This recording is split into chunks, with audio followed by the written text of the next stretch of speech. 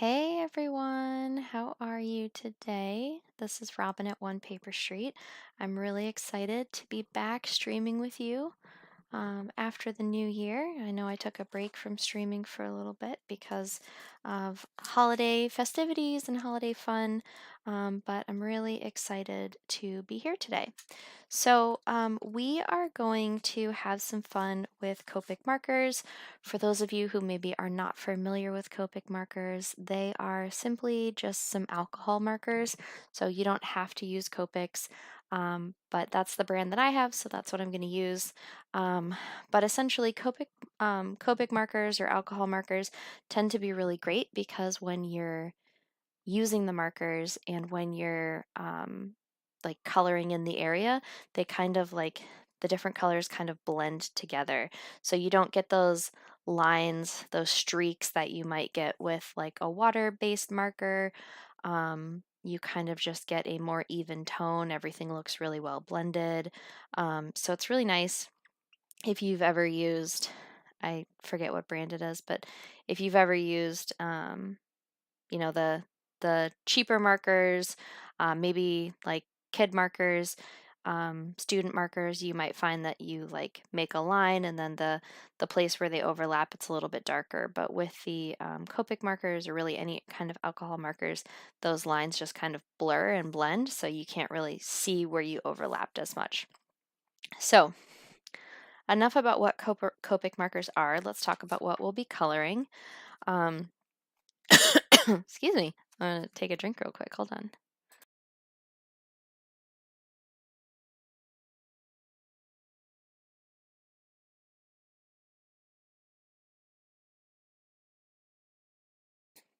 Sorry about that. I had a little cough. All right. So we are going to be coloring this honeybee stamps, this little fox, this mama fox, and this little baby fox. And then we're going to be kind of tying it together with sending warm hugs from Waffle Flower Crafts. So honeybee stamps and Waffle Flower Crafts have a lot of really fun and cool stuff. And I also have the little cutout for the little fox, but I don't know that I'm going to use it, so I guess we'll just kind of see how it goes. And then I also have the cutout for the hugs on the back here. So even though they come separately, I tend to just store my stuff together. So the stamp is on one side and the die is on the back. I don't have matching stamp and die sets for everything, but for the ones that I really like, or for the ones that I think are going to be a pain to cut out using the fussy cutting method, I tend to just do that. So I'm going to pull that out. And before I get too far into my process, I also want to just kind of stick my fox on my Misti stamping tool. Misti stamping tools are great for anybody who hasn't seen them before. They just help your stamp stay in one place so that you can stamp multiple times should you need to.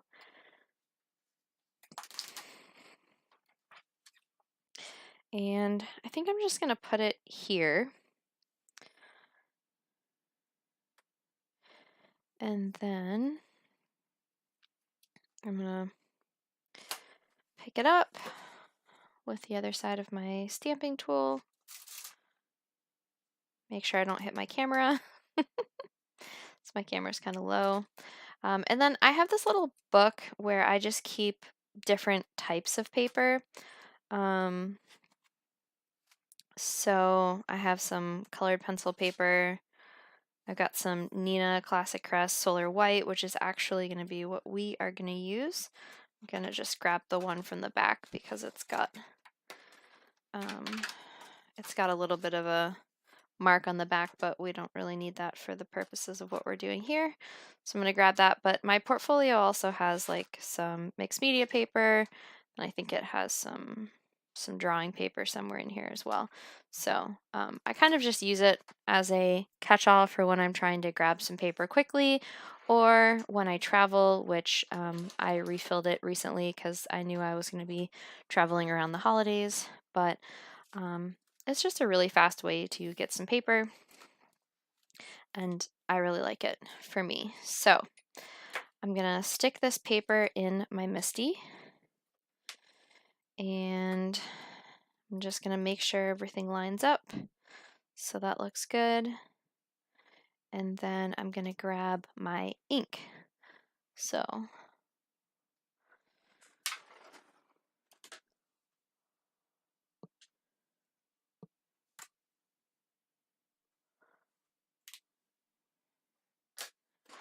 my ink that I'm going to use is going to be my Archival ink from Ranger. I really like it. I also have the Catherine Pooler ink, which I love. I really, really love the colors. I love the intensity of it, but I have kind of found that it doesn't do as well with alcohol markers as I was hoping it might. So we're not using it for that today. But the other thing that I'm going to keep on hand, because I'm using Archival ink, is I'm going to use some stamp cleaner. And then I don't have it wet right now, but I would usually just kind of use my Lawn Fawn stamping chamois with a little bit of water, and I would kind of just like wipe off my stamp with water once I was done putting the stamp cleaner on it. And actually, I do have a little bit of water over here from when I was watercolor painting, so maybe I'll just pour a little bit of that into my stamp chamois container, and I will just stick my little stamp chamois in there for when I'm done. Okay, so now that I've got my stuff ready, I can go ahead and stamp my little fox. So you'll see him right there. I'm just kind of lightly pressing my stamp, and it kind of depends how hard you need to press. Really depends on your stamp, your ink, I'm sorry, how old it is, how quality your stamp is, but I'm just gonna kind of rub my hand over it, see if I got a good impression. It's not as intense as it could be, but this is an old ink pad, so I'll do one more. The little faces of the creatures need to be a little bit darker, so I'll press down there and see how we did. Okay, that one is much better. So that looks good to me. I'll close my ink over here. I'll set this to the side because I might need that later with the Hugs stamp. We'll see how that goes. And then I have two options here. I can either use a paper towel with my StazOn, or I can use some, I can use like a cloth. I like to just use a paper towel and then throw it away. So I get a little bit on there, and then I get a little bit on my stamp. And then I also like wipe off the excess that would have gotten on my cleaner so that my cleaner stays good. And then I'll just go through and wipe it off. Then you'll see I've got some ink here. I'll go through and wipe it off once more, making sure I'm kind of getting into those little crevices. But as I do this, you can't tell from the live stream, but I'm actually getting a ton of like fuzzies on my stamp. So I want to get those off, and that's kind of why I use the water, because I don't want the ink cleaner to just sit, but I also don't want my little fuzzies to stay on my stamp, because then if I try to use it again later, it's kind of just a big pain. So I put my stamp chamois in a little bit of water that I used from watercolor painting earlier, because we're just going with the flow, and I forgot to get water earlier. And then I just take my stamp chamois and I wipe it off. And now my stamp is all clean again. And good to go. So what I'll do is I'll set this stamp cleaner to the side. I'll set my little cleaning rag to the side in case I need to use it again later. Set my stamp chamois to the side. And then we'll start on some of the other steps. So the thing we've all been waiting for tonight is the actual marker coloring, which is very exciting.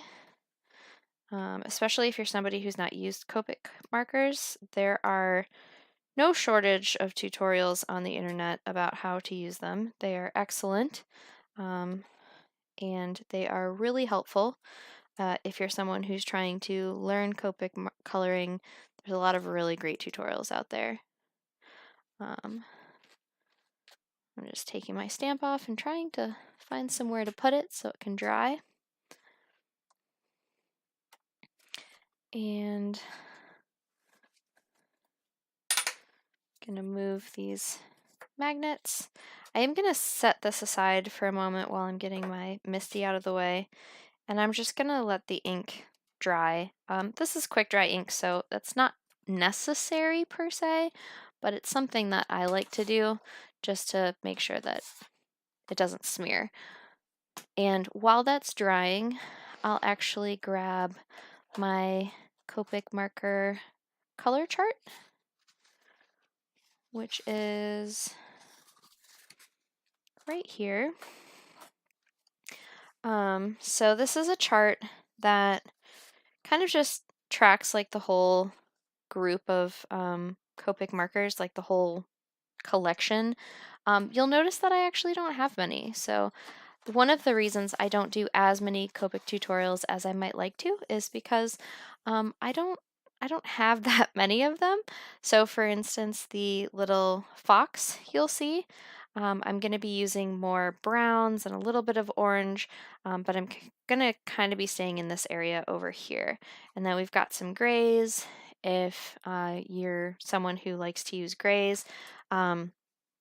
But this hex chart was made by Sandy Allnock, and she kind of just like groups like colors. So rather than saying like, oh, all the R's, which means red, all of those go together, or all the V's, which are violet, go together, she kind of looks at it like what colors are similar, and then she groups them together like that. And that's really helpful because that kind of tells you like, okay, if I have YR68, maybe I don't need YR07 if they're super similar to each other. Like Y17 and Y19, they're practically the same color, so I really didn't need to, but you can tell that they're really close together because they're in the same kind of area of the chart. So that's a really cool way to just kind of reference what you need and what you maybe need to purchase. If you're someone who doesn't have a lot of Copic markers, the other thing that I've done that I find is really helpful is I'll look at people's videos or people's tutorials and I'll look at what colors they're frequently blending together, and that will help me determine what I want to blend together for my colors. And then lastly, I will look at colors that I have and colors that I'm trying to make, and then I'll say, is there a way that I can do this with the colors that I have, maybe by blending two colors together to get there. So again, you can definitely do that as you see fit and as you kind of, you know, use whatever it is you need to use. So, all right. So while I was talking about that, I went ahead and grabbed the markers that I'm going to use. So it's a little bit of trial and error always with art, but I'm going to be using, let me just zoom out a little and I'll show you. I'm going to be using Y19, E13, E15, E18, R68, YR68, excuse me, R43 and R20. So the 43 and the 20 are going to be like the nose and the ears. The oranges, the yellows, and the E's, those are more so going to be the fur. So, all right, so I'm going to get this hex chart out of the way, and I have my markers close by in case I need to grab anything, but I'll go ahead and zoom back in. And why don't we start with the things that are a little bit easier? So let's just color in the nose. Let's ease right into it. If you're not sure where to start, I always recommend starting with the easiest bit.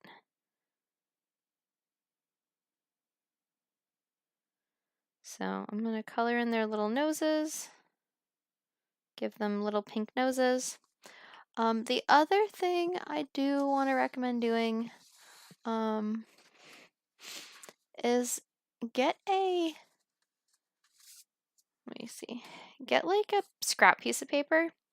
I don't know how your ink is, but my ink sometimes tends to smear the, my Ranger Archival ink tends to smear lighter Copic colors. So I don't notice it as much with darker colors, but lighter colors, I'll get just a little bit on the tip, and then it moves into the rest of the project. So if you want to avoid that, just on occasion, just kind of swipe your marker along the page, like a spare sheet of paper, and then you'll see that that helps a little bit. And I'm just gonna give it a little shadow underneath right here.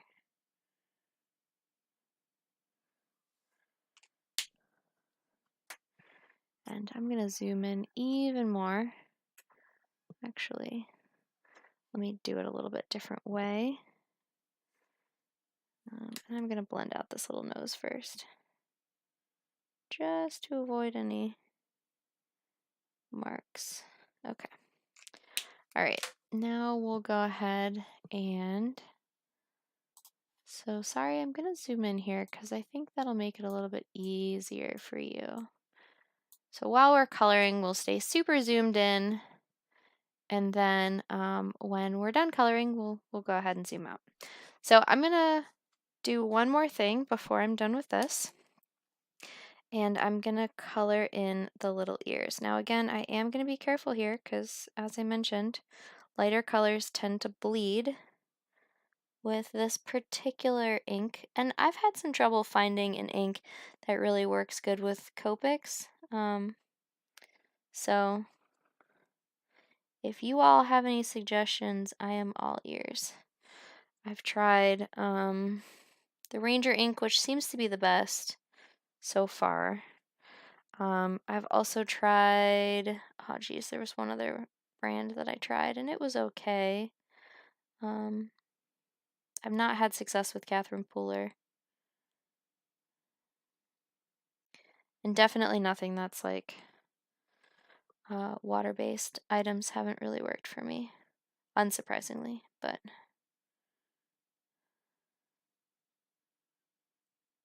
okay. So we got the ears.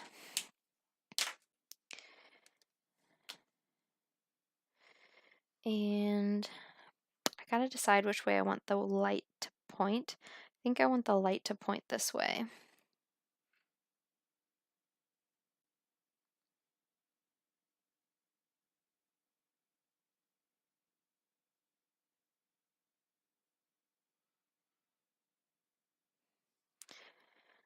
And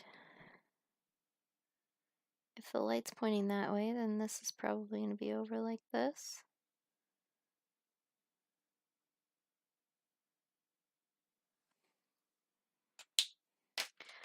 The thing that I think is really nice about card making is it kind of, if you're someone who's worried about like, oh, well, are people going to judge my design too much or something like that, card making is a really low stress type of art because when you're putting something on a card, at least for me, you may feel differently and that's completely okay.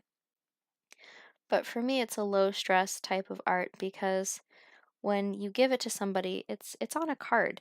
So they get to enjoy it for as long as they'd like to enjoy it. And it doesn't have to be like this huge mural that you're painting on your wall and it's going to stay up there forever. That's just a lot of pressure to put on yourself. And so I try to not think about it like that. And I try to just have fun with it where I can. So it doesn't have to be perfect. Sometimes I go over my design a couple times just to get the coloring right. And then you'll notice that as you do this more and more, like it just kind of, it blends out more. So I think we're going to leave it like that. And then the next thing that we're going to do, okay, so we're going to try it on the tail first because I think this is like, it'll be easiest to fix if we do it on the tail and it's not right. But basically, the light is going to be pointing this way. And if you think about where the tail is, the light is probably like going over the little kid, going over the fox's backside, and then kind of going onto the tail. So when you're thinking about how to color the tail from a lighting perspective, at least for me, because of the way I've got the sun pointing, which is kind of coming, the sun is kind of coming downwards like this. So it would be, the sun would be at the back of this little fox here, and this, like this back area would also kind of be more lit up than the front would be. So my shading would be like around here, it would be darker around here. It's probably going to be a little bit darker here than it would be otherwise. So that's kind of where we're going to focus some of our darker colors. So in order to do that, I think I'm going to go with the E15.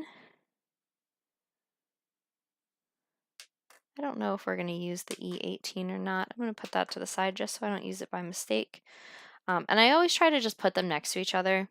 And if I if I mess something up, I always try to keep my markers in a certain order, and that kind of reminds me of what to do. But I've actually got my YR68 first. And I'm going to grab this, and this marker is really wet, so I'm actually going to take the cap off of both sides so that it just balances markers together to get a darker color. So I'm going to just do that for a moment. I'm going to put both tops back on. I'm going to do my lighter color.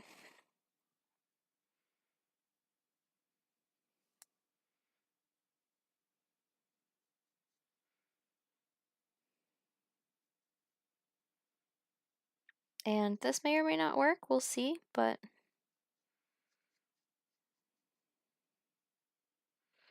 you'll see that as I start to swipe, you kind of notice that it's catching on, it's getting a little lighter. So that's good. Then we're just gonna swipe up a little bit more.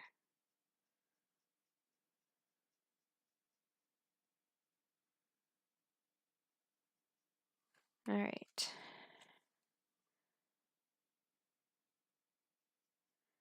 And I just like to get it kind of wet as I'm going. But I want to be careful not to do too much because it will bleed past the line, past that black line if I'm not careful.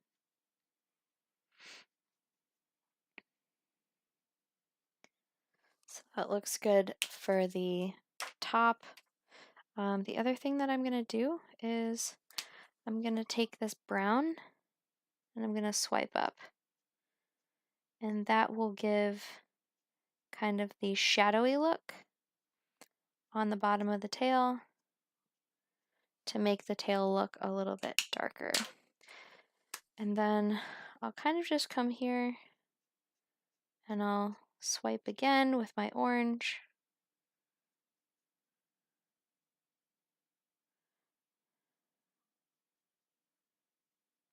I'm swiping down a little bit, I'm swiping up a little bit. So just kind of blending it in wherever I think it makes sense to. I actually think that this would be mostly orange. But then we'll come back in with some brown. So when I talk about blending two colors together, this is kind of a prime example of what I mean. I don't have a dark orange. I literally only have one color that represents orange, and then my other colors are brown and yellow. But I'm working, like I'm using them together to create a seemingly darker orange. So it's just kind of a cool way to blend. And again, if you were using like a climb up the coffee filter, it's very similar to that. It's that same concept. It's really quite amazing.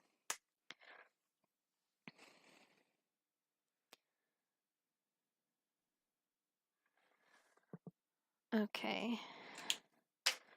So I think that went a lot better than it could have. So I am pleased.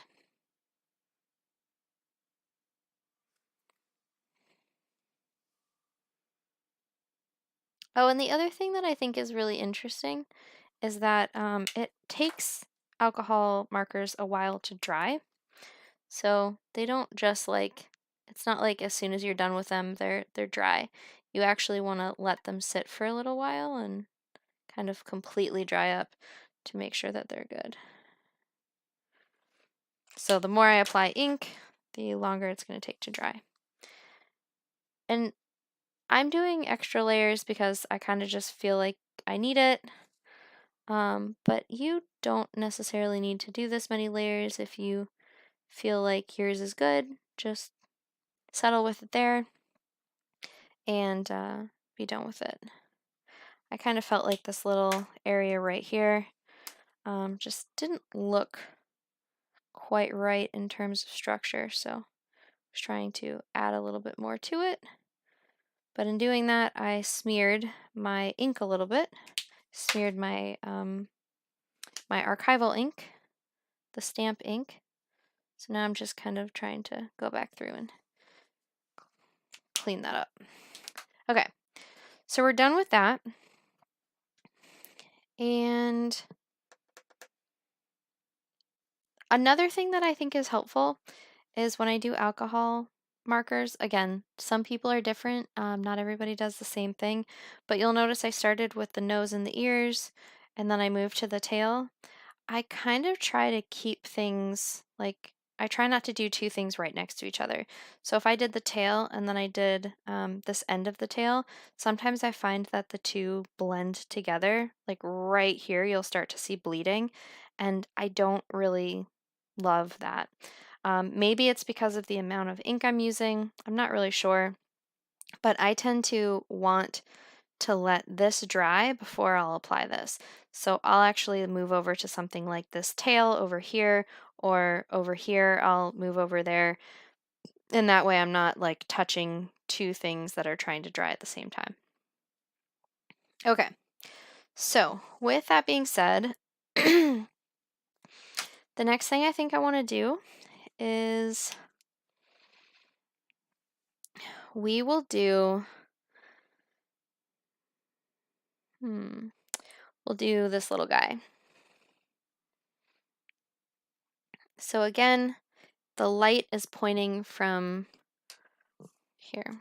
The light is pointing from this direction, the way my marker's going. So the back of my little fox is going to be brighter than the front of my little fox. So I'm going to do that. And then I'm going to do it like that.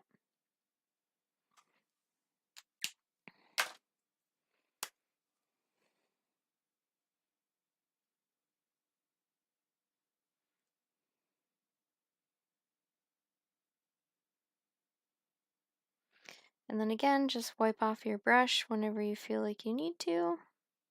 I said brush, I meant marker.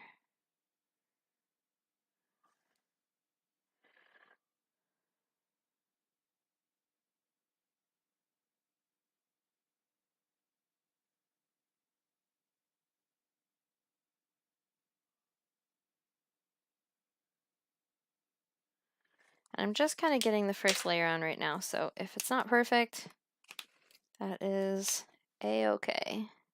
So I'm going to blend this in a little bit. I'm even going to bring a little yellow up here, the back of the ears. Just kind of let that soak up. Bring a little yellow here, around his back again. I'm going to wipe off any excess ink I have from the ink pad. All right. And I know it doesn't look good right now, but these types of things never look good right off the bat. You just kind of have to trust yourself and keep going, even if you don't love the way it looks. I also find that when you're trying to mix colors, it tends to go a little bit easier if you put the lighter color first. So if I'm making a dark kind of orangish color with my oh yeah, it's called orange. The color is literally called orange. If I'm trying to make a dark orange with my orange and my brown, then I'm gonna lay down my orange first to start to get the paper wet, and then it's easier for me to lay down my brown.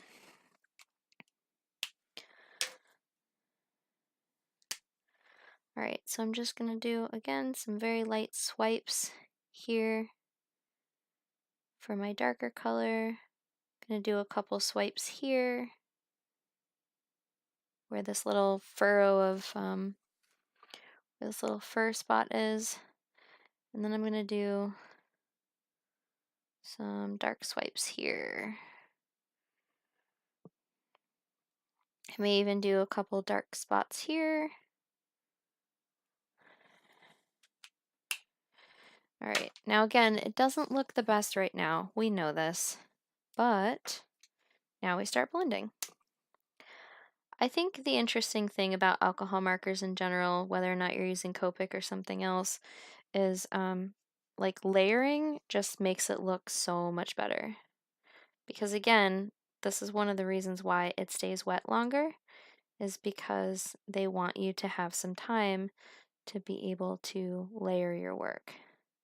So when you can do that, it always leaves it looking pretty cool. So again, you've got my orange, got these little feet.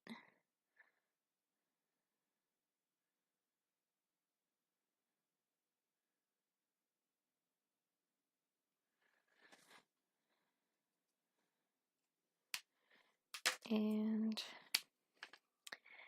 he's a little bit harder than the tail because he's got so many like small areas that I'm trying to work with.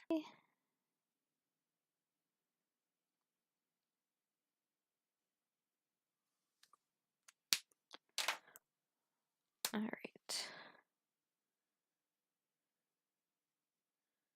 And just swipe my orange. Add a little bit more up here. I know we've got one ear that we haven't done yet, but I sometimes just like for the stuff that is here to just dry a little bit before I put the next coat on. And I'll even do this E15, which is the brownish color. I did grab E18, but I almost think it's too dark. So I'm not gonna use that.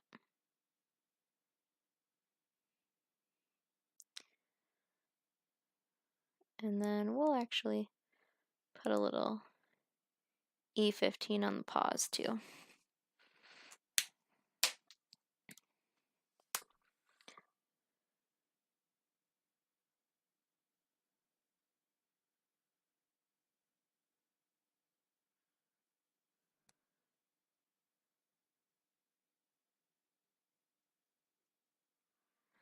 Alrighty. We're almost there with him.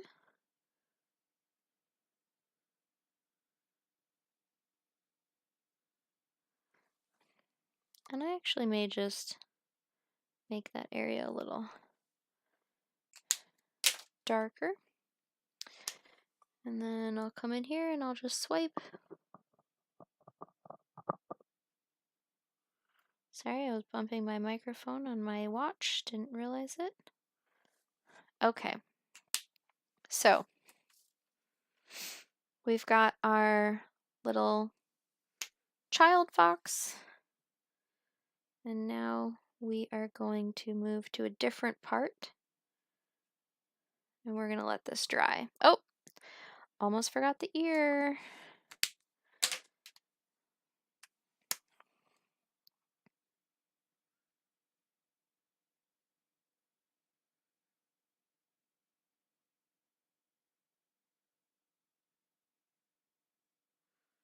Okay. Now, if I wanted more brown to show up than orange, again, I would not lay down the orange before the brown.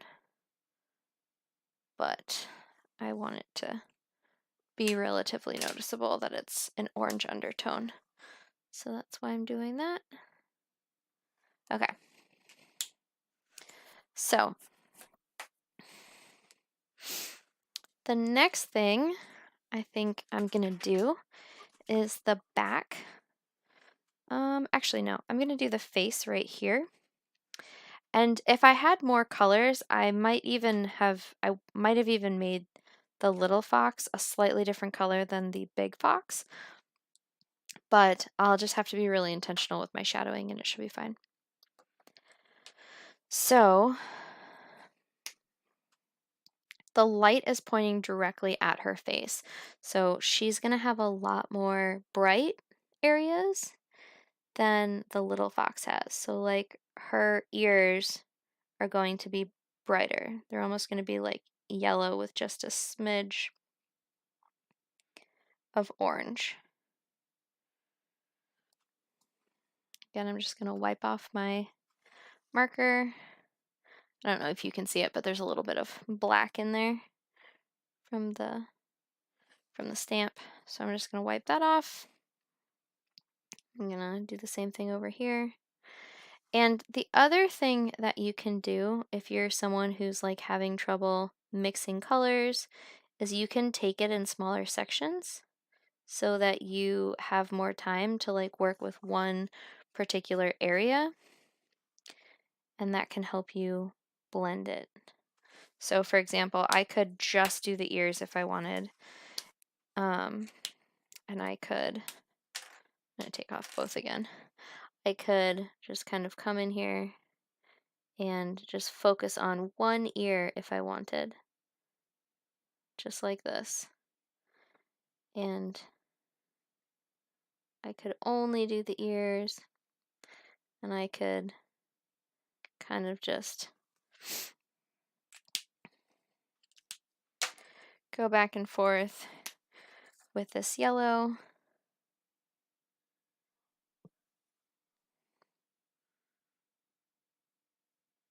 And I could just work on this if I wanted to.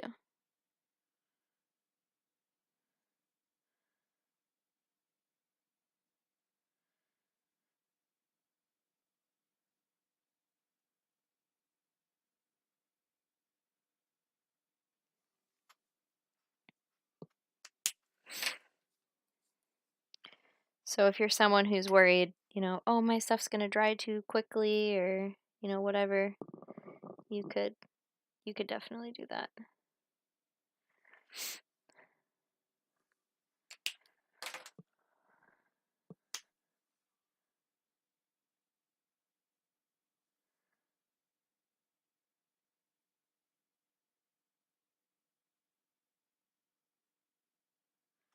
All right, so we've got her ears done. You can see how much lighter they are. We're also going to do the face a lot lighter. So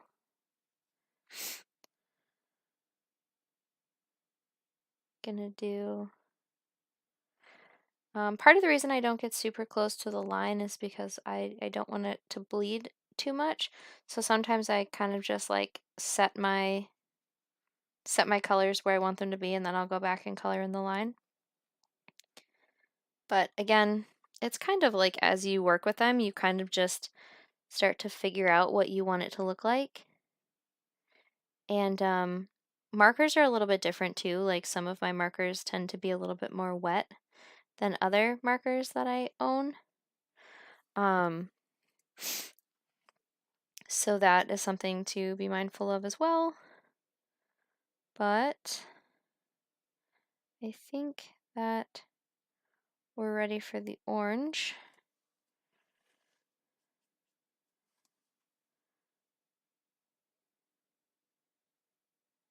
And I think I'm just going to do this area right there. Then I'm going to stop and I'm going to do the orange real quick. And again, I'm going to take off both caps just because this one does tend to bleed a little bit more. I'm going to be using it for, I don't know that you can tell, but I actually just smeared the ink a little bit.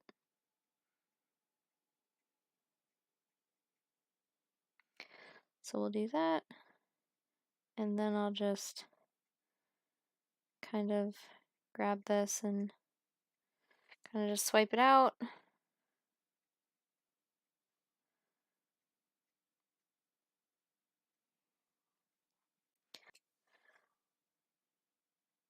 I'm going to swipe this down because right here at the very bottom would be like a brown.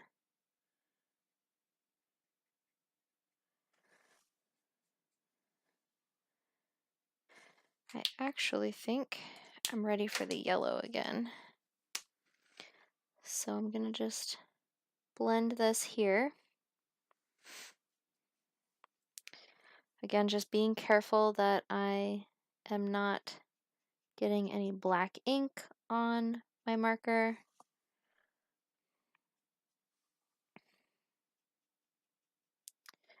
And if you have a better ink than I do, please tell me, because I am not always a fan of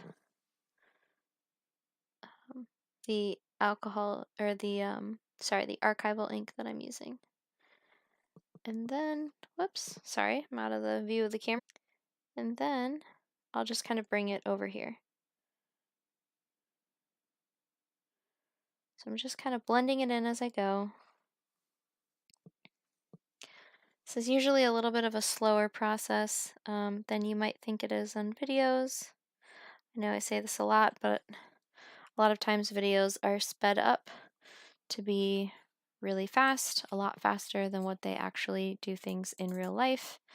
And so if you are always holding yourself to the expectation of what things look like in videos, you're gonna have a really hard time being happy with your work, because it's always going to be slower than what you see in videos.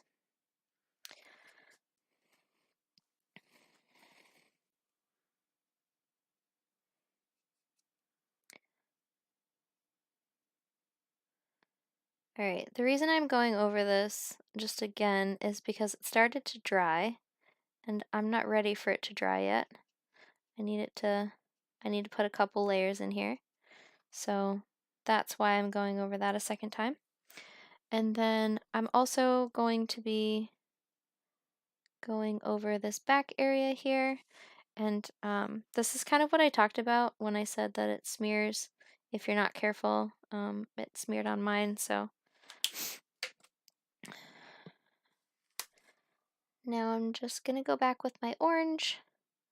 I'm going to start to swipe and blend that. And then as I get to the bottom, again, I'm going to use my brown.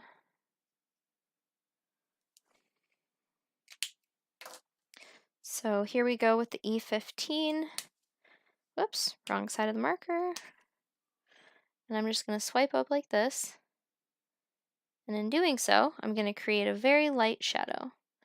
And I'm gonna just do it down here because down here is really where I want that shadow to be.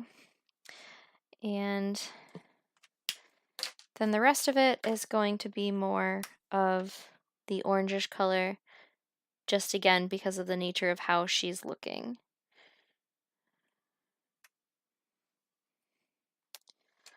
All right.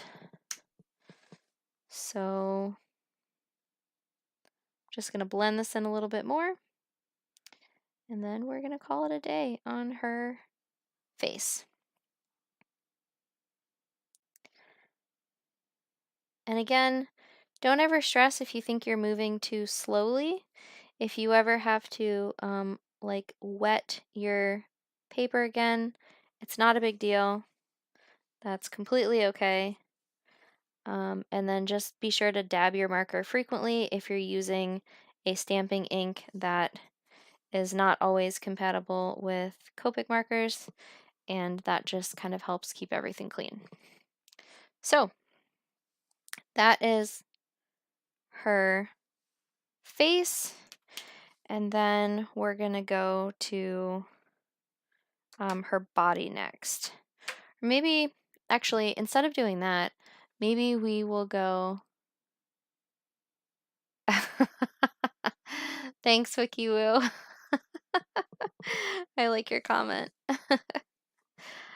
Instead of going to her body first, maybe we'll go to the little baby's body, and we'll do that one first. So I'm just gonna swipe this little orange up right here. And then I'm going to take the brown and get the brown in there because the shadow is on the inside of his tail. And then we're gonna do the yellow. We're definitely putting the most time into blending the orange into the yellow because that's like a bigger difference than blending the brown into the orange. But it's a pretty small section, so it's all good.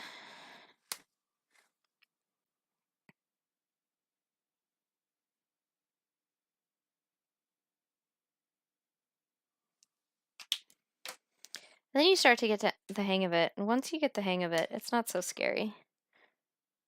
When you're first getting something started, you're like, oh my gosh, am I going to mess up? Am I going to do all this wrong? But honestly, even if you do it wrong, by your standards, other people are probably not going to notice.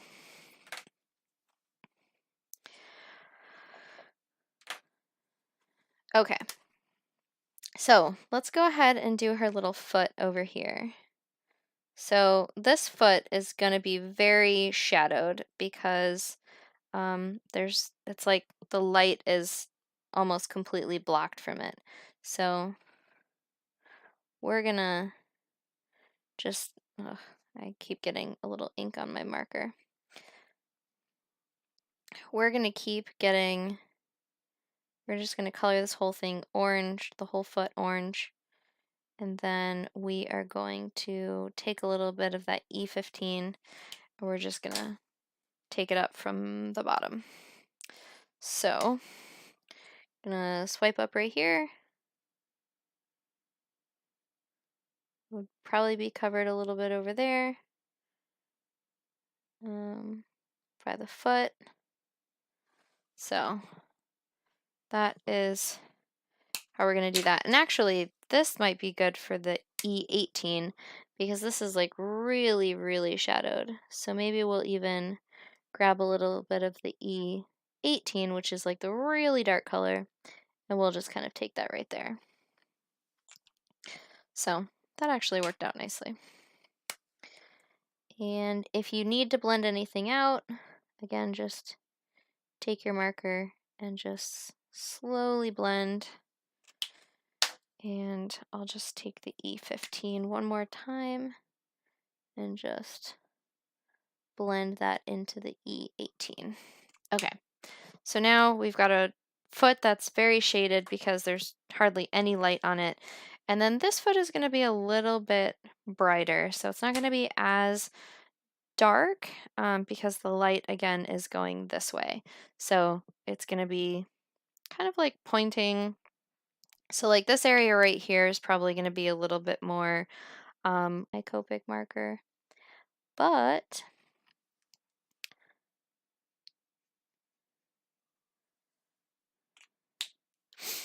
all right, now I'm going to take my E15 and I'm not going to get it as dark as my last one, but I'm going to get a little bit right here.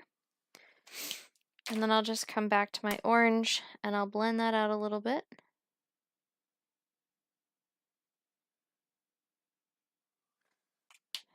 And then I'll take my yellow and I'll actually put it a little bit right here.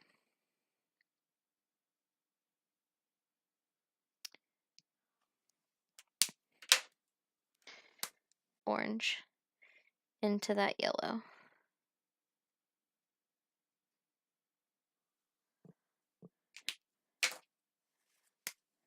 Whoops, grabbed the wrong side.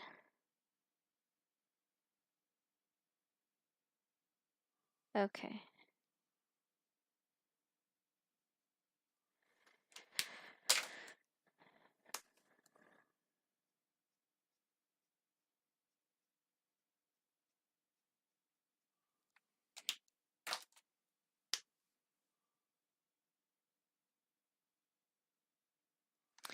All right. So the next thing that I want to think about is the leg right here. I guess I could kind of like do this area, but if I'm doing this area up here, then it's again the light is facing this way, so you've got a lot of light on the back and then a little bit less light right here and then even less light down at the bottom. So if I'm doing the back, it would probably look something like this. And again, if my light was pointing somewhere different, it would look a little different. So we're going to do this right now. And again, I'm just kind of putting the yellow on it to apply the base layer, and then I'll go back and add my orange. So that's how it's going to look initially. And then the orange, whoops, would very likely be about here.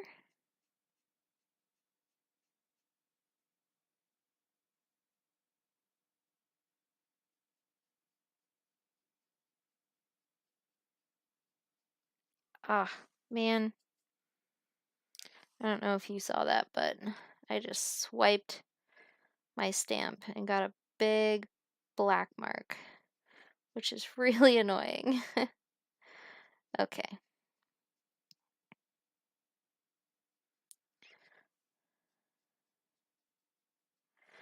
So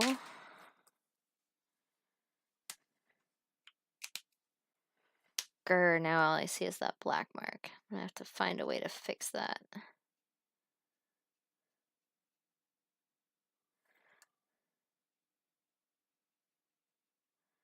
Okay. So you'll just see that I'm starting to blend the orange out. You'll also see that as I just kind of let it hang out and dry, it starts to blend together even more. So I can come back here and I can swipe up a little bit more and you'll see that that fresh ink starts to blend a little bit. So I just kind of work at it, get it where I want it to be, and then I let it dry, leave it alone. Okay, so that's one area. The other thing that I'm gonna do is I am gonna take my orange all the way down to the bottom. And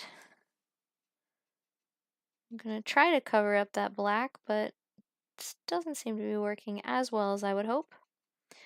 But what I am going to do is I'm going to put a little bit of dark shading at the bottom. So again, I'm going to grab that E15, and right where her belly is, I'm just going to kind of swipe up. Right here.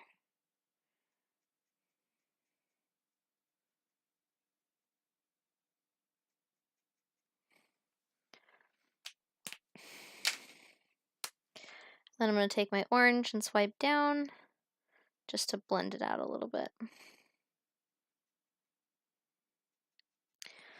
All right. I think I've mostly been able to hide that ink mark, that black mark, just by kind of layering the marker.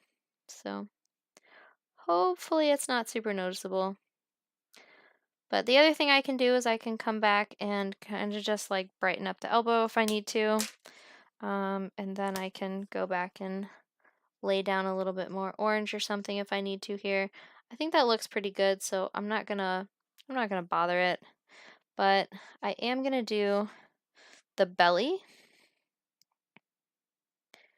So I'm gonna lay down some orange because again we need to make some orangish brown. And I'm going to just do the same thing that I did before.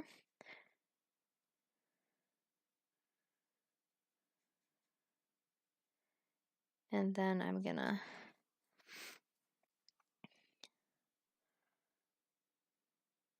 put the E15 around the belly and just let that kind of soak up. So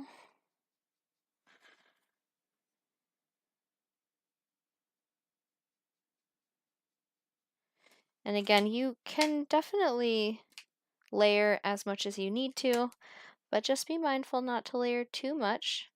Otherwise, you'll find that you'll get some bleeding, and it kind of like falls out of the lines. So this is another one where the belly is hidden from all light. So if I wanted to, I could make this a little bit darker, and I could grab that E18 again, which is a little darker than the E15, which is what I was just using. And you could kind of just swipe up there, swipe your marker up towards the top of the fox and get a nice little blended darker area on the little belly here. And then when you're ready to blend it in, just go back through with the E15 and the YR68.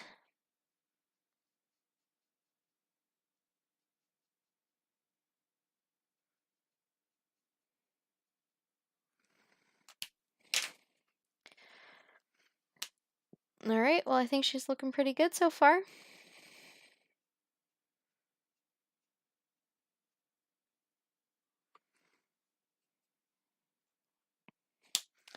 Okay, so right here, where the little fox body is like hogging all the light, we're gonna see this part be a little bit darker. But the key here is I don't want to make it so dark that the two animals blend together. So I'm gonna put a little bit of yellow here, but we're just not gonna put a lot of it there. So I always put a little bit more yellow than I think because I can cover that up with orange pretty easily. But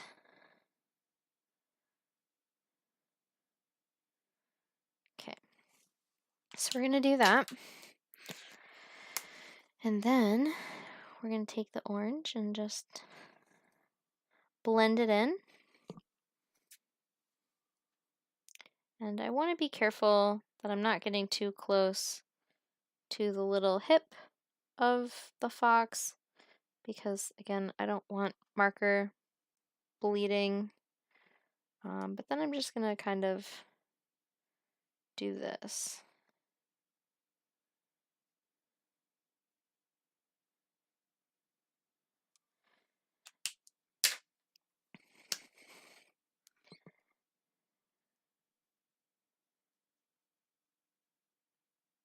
I'm gonna just work on it so that it kind of blends in.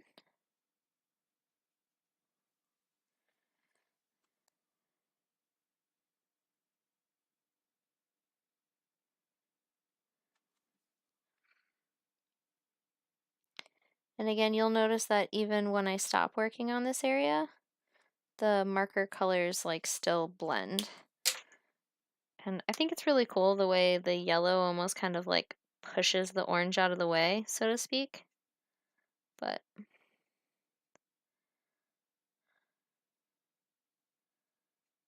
all right.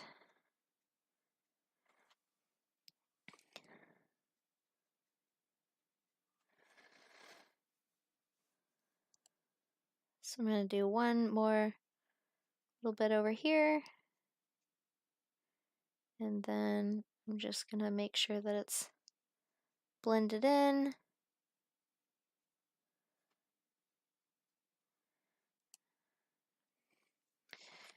And then one more little yellow.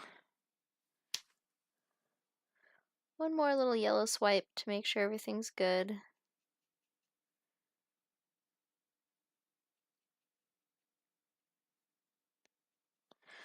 All right. And then I will bring this yellow marker down this way. The other thing I think I'm going to do is I'm going to bring it a little bit over here because the light would be shining on the top of its hip, but it wouldn't really be shining on the bottom of it. So we're going to kind of just do that a little bit. And then we'll bring in the orange and we'll blend it out.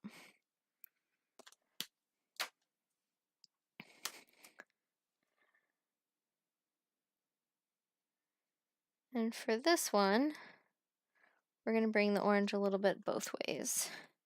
So we're going to bring it up. We're just going to fill in this area here, the whole area.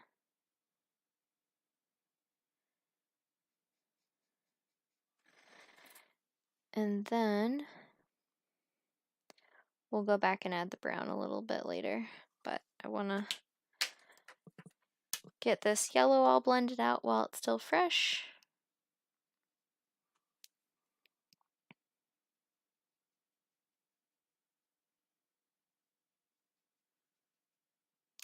You do not have to be an expert in Copic markers or alcohol markers to use these.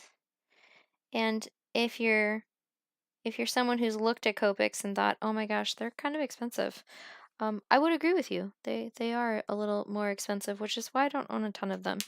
But you don't need the Copic brand, and you don't need to be an expert to use any kind of alcohol marker. The people who become experts are the people who just start doing it and start figuring out what works and what doesn't work. So if you're someone who feels a little intimidated by this medium, because I definitely have in the past felt intimidated by it, there's so many classes you can take to get comfortable. There's so many tutorials out there. But at the end of the day, you can watch as many classes as you want or watch as many tutorials as you want. You just kind of got to get in there and do it.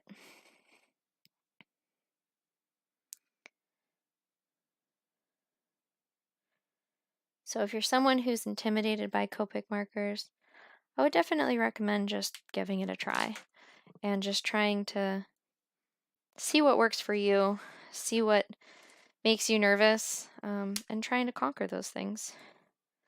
Because at the end of the day, that's how we all grow.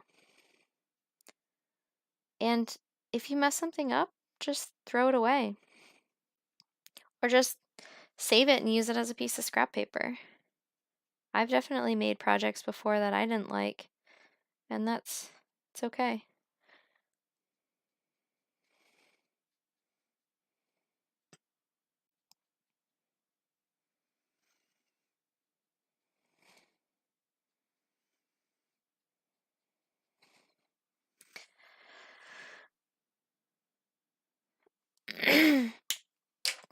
So the one thing that I want to do here that feels a little out of place is right here. I feel like this should be more orange than it is. Like right there.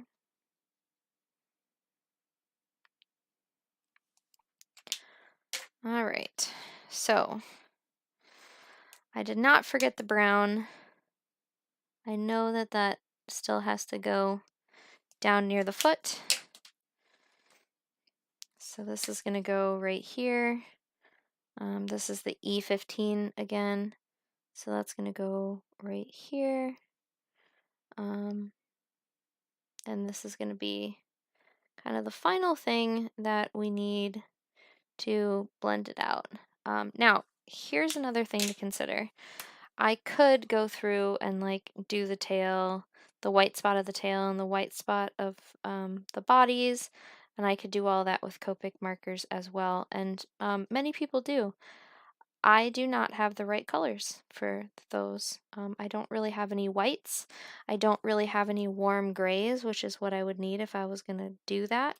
So I'm going to skip that, but in my opinion, I think they still look really great without the extra coloring in the white areas. But if that was something that you were really interested in, or if you felt like it looked incomplete without that, I would absolutely encourage you to go back and do that. And that would be a really beautiful touch for your animal or for your picture. Okay, so this is it for my fox. I'm really happy with it. Normally I would let it just kind of sit aside and dry. The other thing to note is it does go through your paper.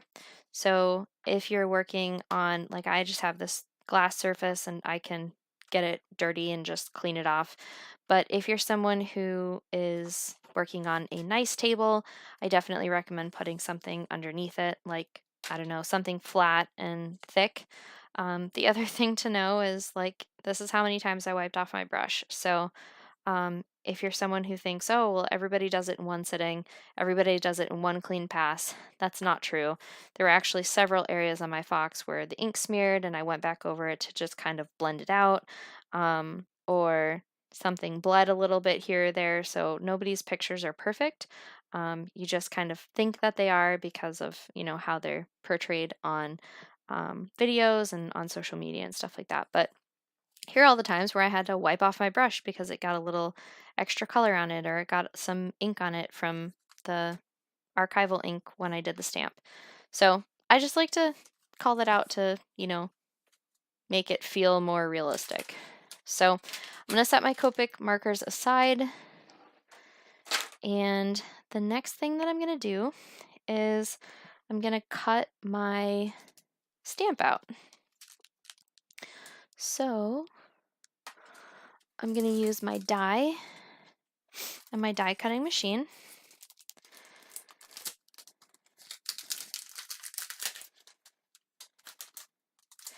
I just try to store all my dies and my stamps in the packaging that it originally came in, but I do have this magnet where I keep all my metal dies so that it makes it a little bit easier to keep track of them. They don't get lost as easily that way. And then the other thing that I'm going to do is I usually will take some washi tape, and I'm just going to grab some right now. This is a really light adhesive washi tape, so I'll usually just kind of take something like this. I'll stick it down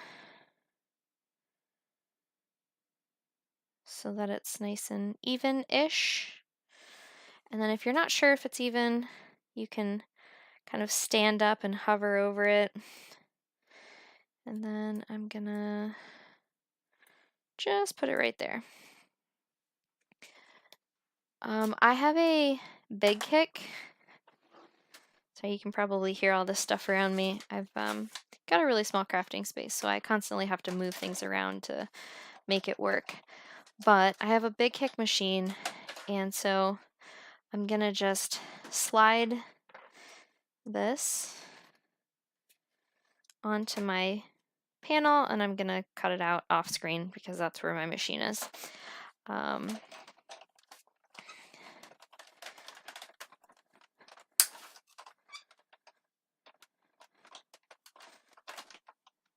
So if you hear me wrestling around back here, I'm just cutting my image.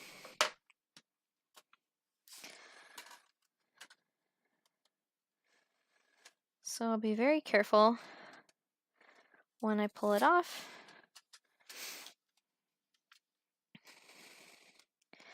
And then I can keep the rest of this paper for another little project later on. I'm stuck on something, but I don't know what it is. Okay. So I'm also going to be really careful when I take my washi tape off because I don't want it to rip my little foxy. All right. So that's my fox. I think it looks great. I'm going to save the rest of this paper for a future project. I'm going to zoom out a little bit so that you can see a little bit more of my table. And then we'll do the rest of the card. So I'm going to set this aside. The other thing that I want to do is I want to cut out the hugs. But I think that I don't think I need the hug stamp. I think I just want the hugs die.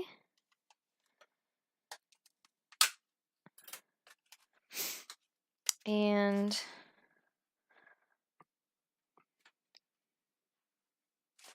I need some paper to go with it. So for anybody who knows me, I have a massive stash of paper, and I've been trying to work my way through the pieces that are a little bit smaller. And so I think that I could do yellow, I think I could do orange, or I think I could do black. So we're going to do some kind of mix of that. And if you'll remember, my Sending Warm Hugs stamp, which is going, like Sending Warm is going to be a stamp, so that's not going to be a die. So if Sending Warm, maybe I make that black, and then Hugs, maybe I make that yellow. So I'll grab some yellow paper and we'll just kind of thumb through it and see what we like. And in case you're wondering, this is literally how I make every single card. I just kind of start with one part of the project that I really like or that really inspires me, and then I kind of figure out the rest as I go. I don't have some grand plan. I kind of just say, okay, what do I like that matches this? So we know that this is my little fox. So this yellow could work. I'm going to set that aside. Ooh, this yellow is even better. I don't know if you can tell, but that's a very close yellow. So this is actually the front runner. I could make it polka dotted, but it's not quite the yellow that I'm looking for. I'm thinking that oh man, glitter, that could be so much fun. I love glitter. Okay. So I'm thinking that I really like, oh, we could use some textured paper. This would actually be really cool. I kind of like this textured paper. All right, that's a close second.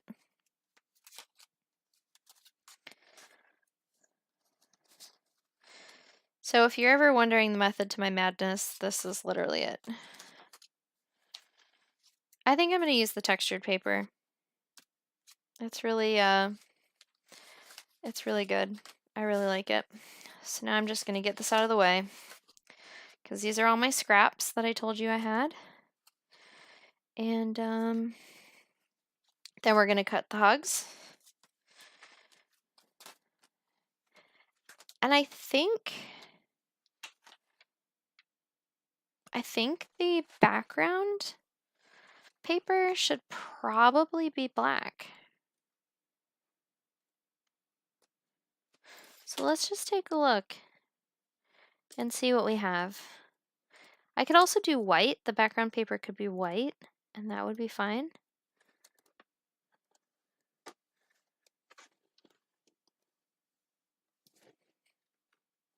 But you know what? If the sending warm is a black stamp, then I don't want the background to be black. I want the background to be white, probably. So let's see if there's a fun white background. This one's kind of like speckled, so that could be fun. We could have the little foxy, and then we could have hugs right here. So that's one idea. So I'll set that aside. Chevron, maybe a little too much.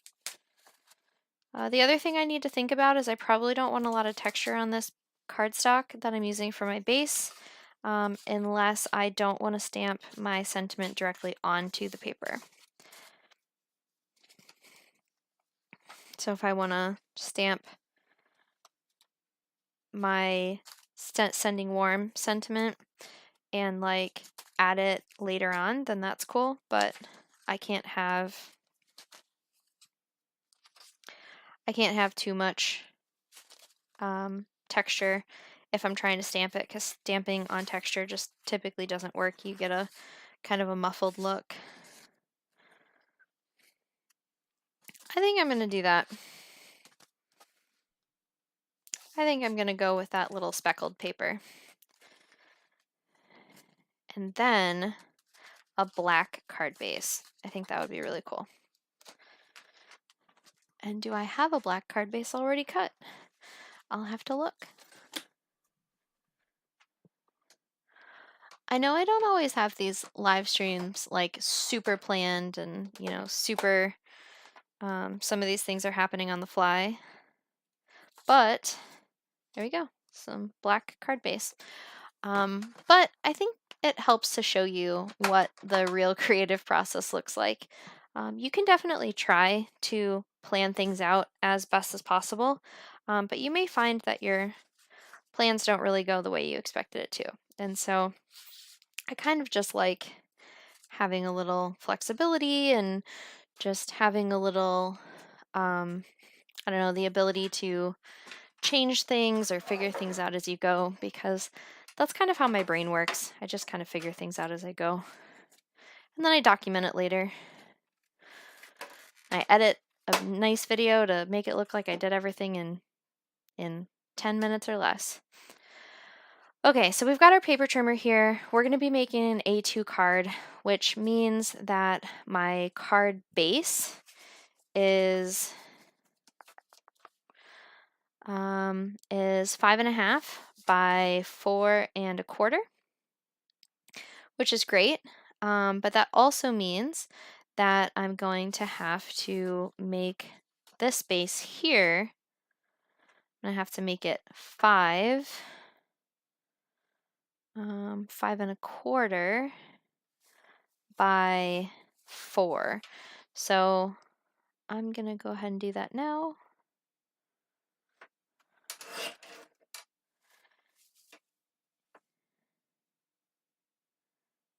And so 4 1/4 is the card size, so I'm going to make this 4, and actually there's a little, okay, there's a little imperfection on the paper, so I was trying to figure out if I wanted to cut it out or not. I think I'm going to keep it. So now I have my card base, which is right here. So next I am going to run my hugs through my die cutting machine. So I'll get this trimmer out of the way. It's like a giant trimmer. It's like a 12 by 12 scrapbook trimmer. And I don't know why I got it that big initially, but it is really great. It's really easy to use, but it also is just a little large when it comes time to stream.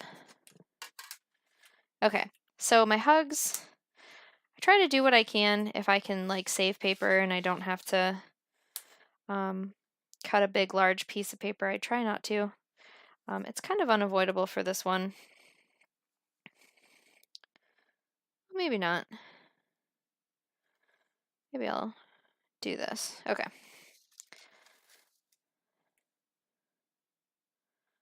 So I think that's as much paper as I can spare for this one.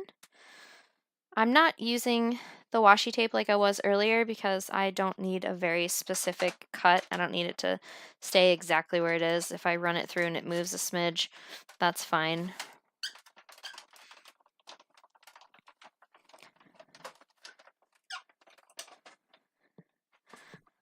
Okay, so I've got my hugs.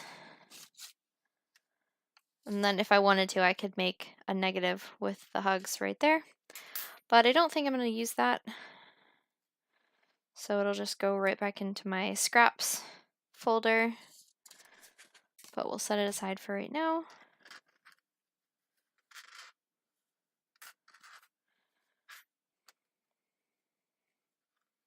Ah, little pieces won't come off my die cutting machine.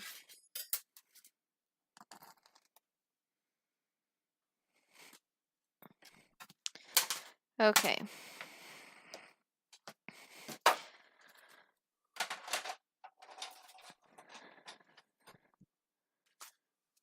So I've got my hugs here. And actually, I think I'll go ahead and put my background on the card base.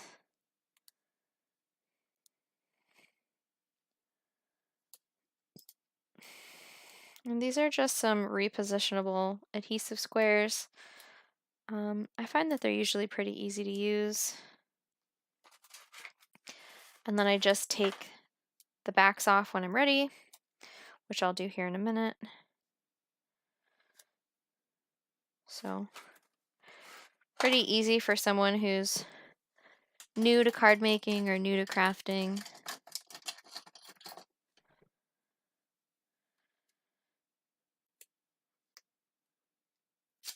Oh, as I say that, I ripped my paper trying to take the back off. Okay, let's try this again. Make sure they're all stuck down.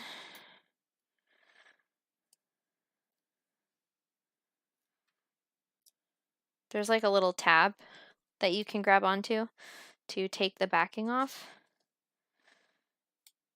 So that helps.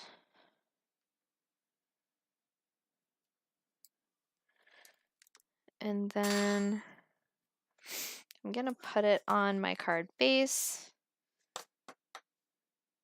And sometimes I just look to see if one side of the card base is a little nicer than the other, and then that's the one I try to make the front of my card. Got a little dust on my table from the die cutting machine. And then I'll just hold my card towards the light usually, just to center it. And then I'll place it down like this.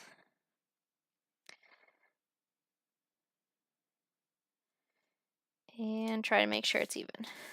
Which it looks pretty good, looks pretty even. So I'm going to put this here on the card. I'm just kind of placing it there to make sure I have everything looking the way I want it to. This hugs will probably go about right here. So it's going to cover up the foxtail a smidge, but not by very much. And then I could even, like if I wanted it to come off the page a little, which I might, we'll see. But it's probably going to look a little something like this. But the reason I'm kind of positioning everything right now is because I need my Misti stamping tool, and I'm going to use it to stamp my sending warm, which is again just the area of the card that I'm stamping directly onto the paper.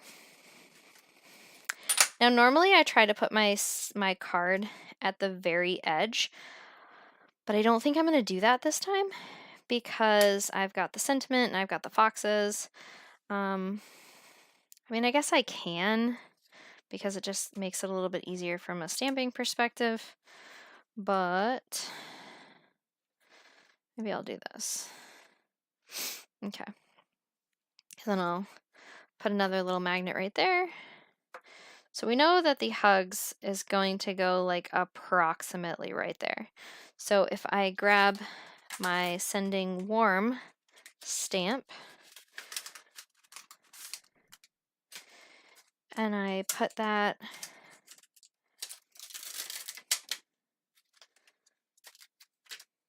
over here, trying to make sure I grab the right one.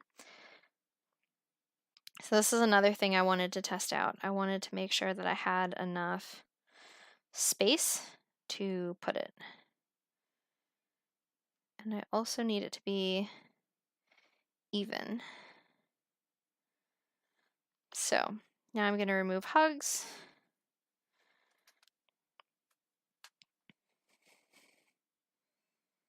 Gonna do that.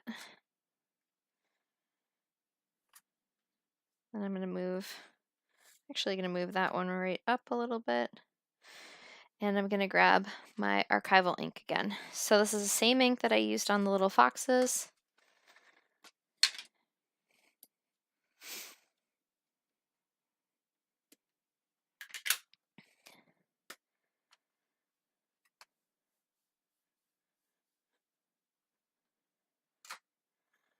Whoops. And my card moved a little bit, so good thing I put it in the corner. Sometimes you just can't help it.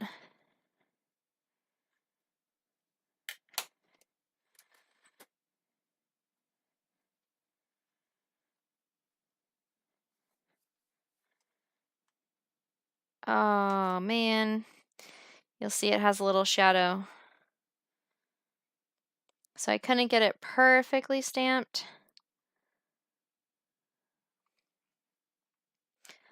But I think it'll be okay.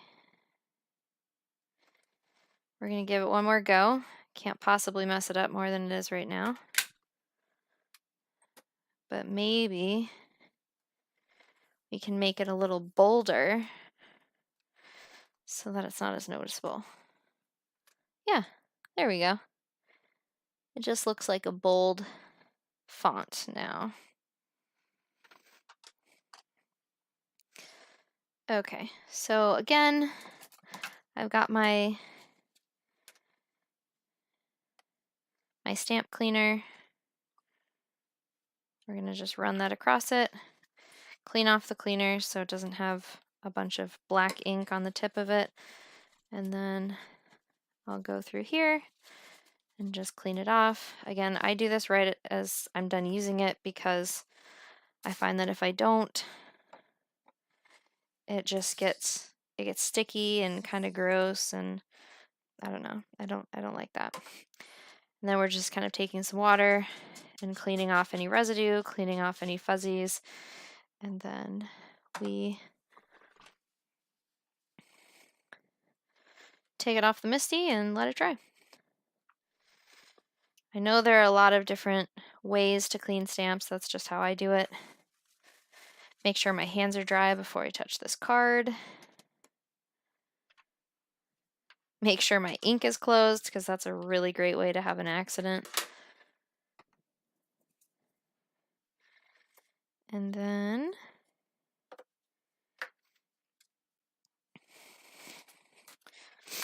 I can finish it off. So in order to finish it, I'm gonna put sending warm hugs. And the other thing that I could do is I was so worried about not covering up my little fox that I wasn't really thinking about how I can put the fox above the sending warm hugs. So I can like put it right here. So I'm gonna grab, there's a couple ways that I can do this, and one of my favorite ways is to grab some foam, which I don't know if I have any, but, oh yeah, I do. I have some yellow foam, which it's not the same exact yellow that I was working with. I also have some orange foam. Which one should I use? I think probably the yellow is a little bit better. Yeah, I'll use the yellow. So I can grab the yellow foam and I can cut out hugs, and then that'll help the yellow, like the word hugs, to stick off the page a little bit. So I'm actually going to do that.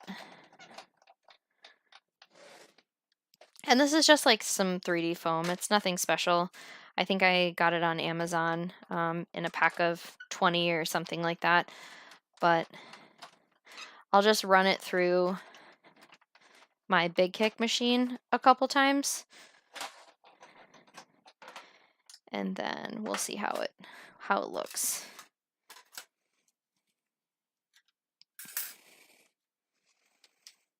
Yeah, so it usually comes out pretty well. It's not super thick, which is nice, because you don't want it to pop off the page too much, but it's like a nice, just kind of middle ground.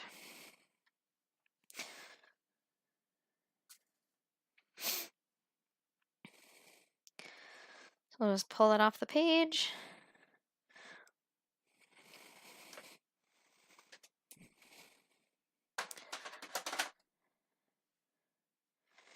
And then I'll just kind of take these little pieces off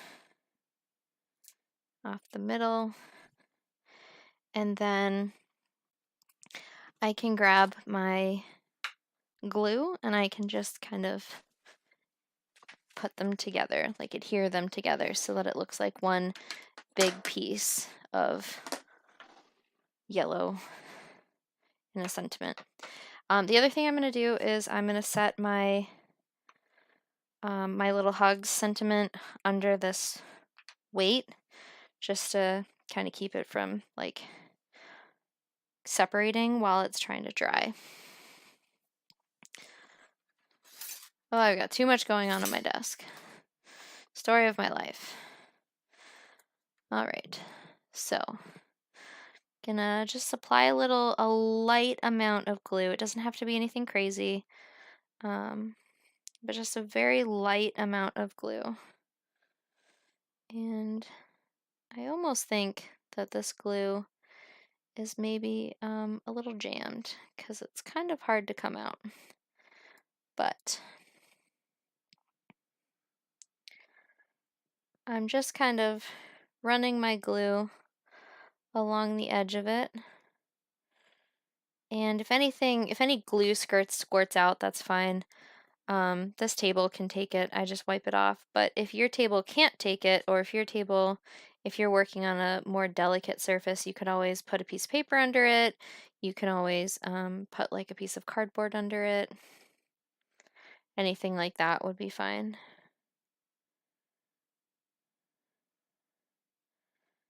Okay.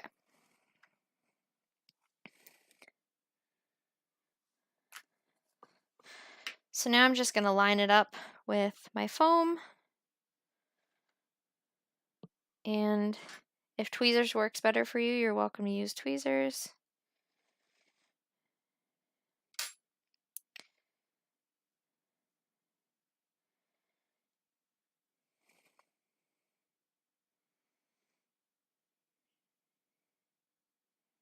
Doesn't have to be perfectly aligned right off the bat. You can pick it up and almost kind of like move it around how you want it to look. And just kind of make sure that everything's stuck together. And then once it looks good, you can just kind of set it over to the side. Stick. Oops, I'm gonna fix this side over here. It's not going to be exact because when you cut the foam, it cuts a smidge different than how paper would cut because it's less firm. It's a little bit more squishy, so it's got some give to it. So it's not going to be perfect, but you don't really need to go for perfect. You just need it to, you know, look how you would like it to look. So I'm going to set that there. I'm going to give it a moment to dry. And then, actually, I'm going to move it over just a smidge. And then I'm going to put some 3D foam tape on this fox while that is drying. So I've got some 1/4 inch and then I've got some 1/2 inch foam squares. So I'm going to just grab these, start applying them wherever I think they need to go. I have one that I cut in half, so we'll put that on the little baby fox. Put one here. Put one here. Put one there. Then we'll take a few littler ones, smaller ones, the 1/4 size, and I'll put that there. I'll put one in the middle, over to the side here. And then I actually think I want to cut one of these for the ears. So I'll just grab it and cut it into triangles like this. And I can either just grab my tweezers and do it like this, or I can just grab it with my fingers, whatever is easiest. So I'll put it right about here. Get one more for the little noses. Cut those into triangles again.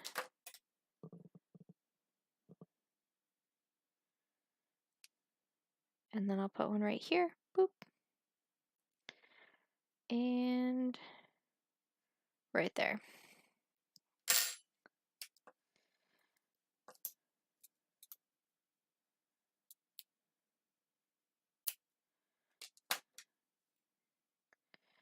Need one for the tiny little tail.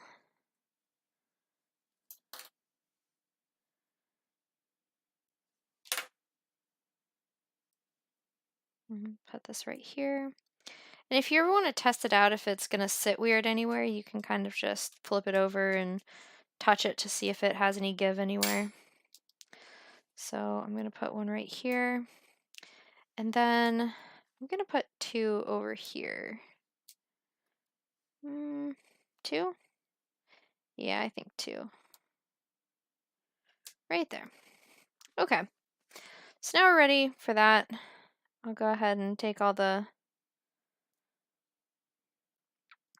backings off of my adhesive.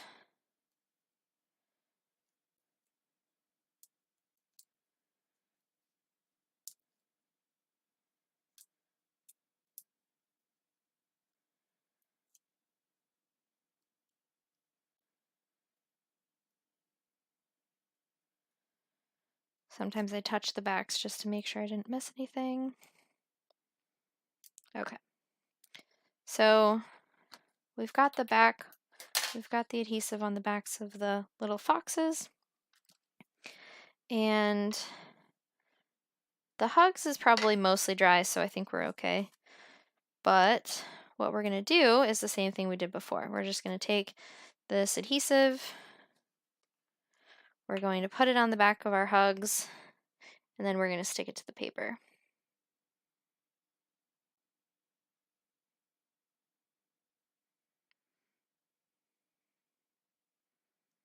And I'm just trying to make sure that I have enough adhesive on my sentiment, but I don't want to like smother it with too much glue, because if it has too much glue, it will squirt out the sides, and you don't want it to do that. It won't look as pretty when it's got stuff coming out of the sides. So I try to get the bigger areas pretty well, but the little tiny areas or the really thin strips, I kind of just go over them with like a light dab rather than like smearing them in. And sometimes I even go back and pick up some glue if I think I maybe have a little bit too much on there. Okay, so this is probably the hardest part of putting on the sentiment, because you want to make sure you get it even, but you also want to make sure that you don't have it move around a lot, because you do have this liquid glue and it will kind of show up in a shiny look when you finish your card. So I try to just, I try to like do what I can to get it right up front. So I'll like lay down the U and the G and then try to place the H and the S last. And then I'll do that. Just kind of set it down. I'll put that like weight on it again, and I'll just let it sit for a moment because I do want it to like solidify. I don't want it to start coming up as I am putting on the little fox. And I also want to be mindful because, again, if I'm putting a lot of stuff on my card while it's trying to dry, I might move the sentiment.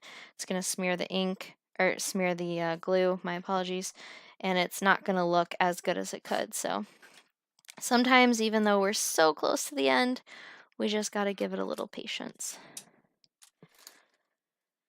So while that's drying, I just want to thank you all for swinging by tonight. I hope you had a fun time doing some Copic coloring with me.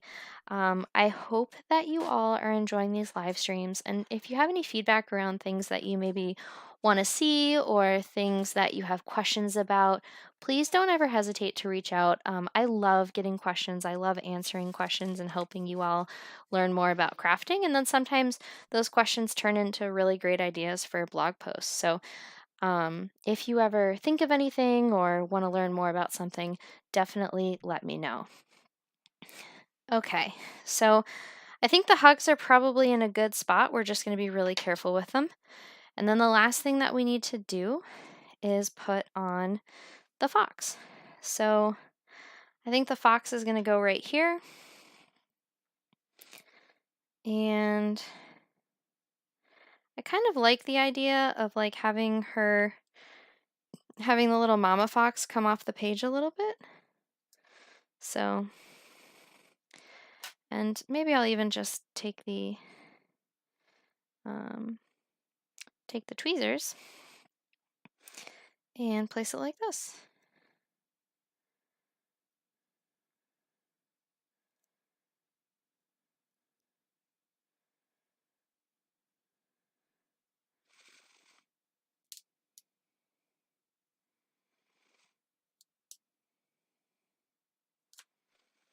All right, so I think we have a winner.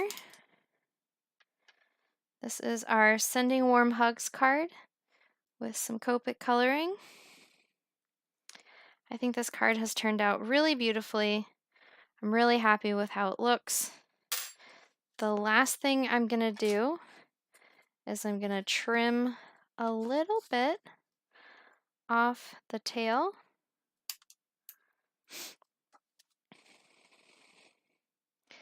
And I'm going to trim off this hugs, but this actually isn't dry yet, so I'm not going to do that until it's fully dry.